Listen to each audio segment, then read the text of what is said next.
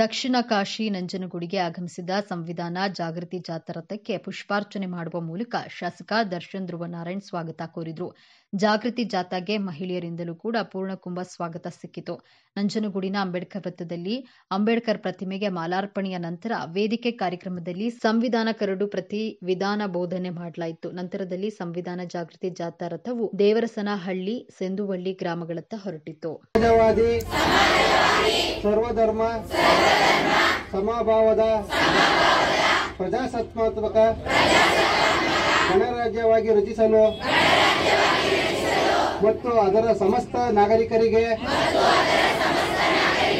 ಸಾಮಾಜಿಕ ದೇವರಸನಹಳ್ಳಿ, ಕಲಳೆ ಹಾಗೆ ಸಿಂಧುವಳ್ಳಿಗೆ ದಿವಸ ಪ್ರಯಾಣ ಮಾಡಿ ಅಲ್ಲಿರುವಂತಹ ಎಲ್ಲ ನಮ್ಮ ಬಂಧು ಮಿತ್ರರಿಗೆ ಸಂವಿಧಾನದ ಬಗ್ಗೆ ಅರಿವು ಮೂಡಿಸುವಂತಹ ಕಾರ್ಯಕ್ರಮವನ್ನ ಅಲ್ಲಿ ಹಮ್ಮಿಕೊಳ್ಳಲಾಗ್ತಿದೆ.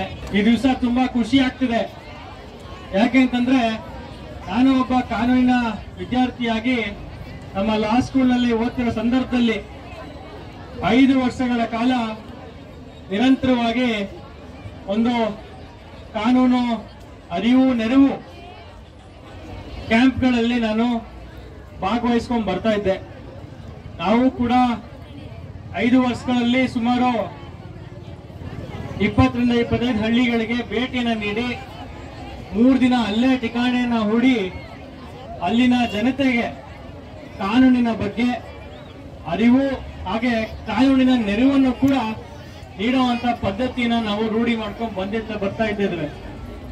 ಆ ನಿಟ್ಟಿನಲ್ಲಿ ಈ ಒಂದು ದಿವಸ ಒಬ್ಬ ಶಾಸಕನಾಗಿ ಸಂವಿಧಾನ ಜಾಥಾವನ್ನ ನಮ್ಮ ತಾಲೂಕಿಗೆ ಬರಮಾಡಿಕೊಂಡು ಮುಂಬರುವಂತಹ ದಿನಗಳಲ್ಲಿ ಸುಮಾರು 10 ದಿನ ಈ ಒಂದು ಜಾಥಾ ನಮ್ಮ ತಾಲೂಕಿನಲ್ಲಿ ಓಡಾಡಲಿದೆ. ಎಲ್ಲರಿಗೂ ಕೂಡ ಕಾನೂನಿನ ಬಗ್ಗೆ, ಸಂವಿಧಾನದ ಬಗ್ಗೆ ಅರಿವನ್ನ ಮೂಡಿಸುವಂತಹ ಒಂದು ಜಾಥಾ ಇದಾಗಿರ್ತದೆ.